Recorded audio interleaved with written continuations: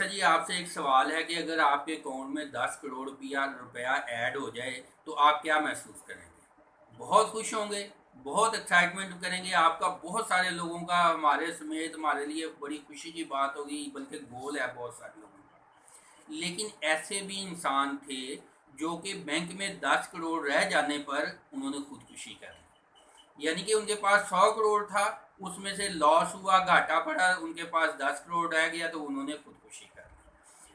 कोई भी चीज़ ऐसी होती है कि इंसान का साबित क्या हुआ कि एक सोच का फ़र्क है। अगर आपकी सोच जो है एक चीज़ पॉजिटिव साइड पे देखेंगे तो आप खुश होंगे, नेगेटिव साइड पे देखेंगे तो आप नाखुश होंगे। किसी भी इंसान के लिए जो बाज़ लोग हैं उनका कबाड़ होता है, दूसरों के लिए वो खजाना होता है। तो अपने सोच को, माइंड को हर मैदान में, हर जंग में जीतने के काबिल बनाए।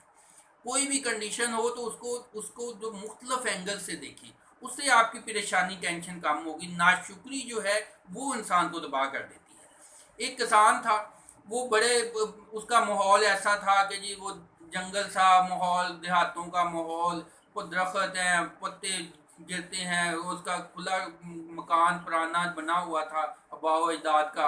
उसने जी बड़ा जी मैंने जी ये जगह छोड़ के जाना है, यहाँ क्या है जी ठंड रहती है, पहाड़ों पे बर्फ़ जमती है, और क्या है जी नदी में पानी कभी आ गया, क्रॉस करके गुजरना मुश्किल है, सेहन में पत्ते गिरे रहते हैं, ये तो किसी काबिल नहीं है, रहने की जगह नहीं है। मैं तो चाहता हूँ मुझे शहर में कोई जगह मिले।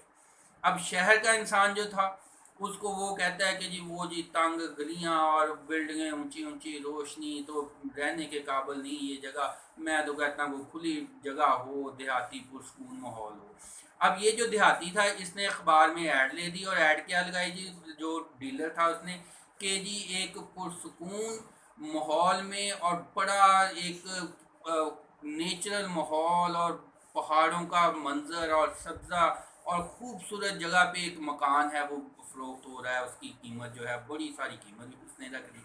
अब जब वो किसान को पता चला ये तो मेरी ही घर का ऐड है, फिर वो उसने फ़ौरन तौबा की कि देखो लोग जो हैं उसके लिए, ज़ाहिर बात है लोगों का रुझान भी हुआ, लोगों के लिए तो ये ड्रीम था शहर के लोगों के लिए। तो फिर उसने दोबारा इसको नेमत समझा।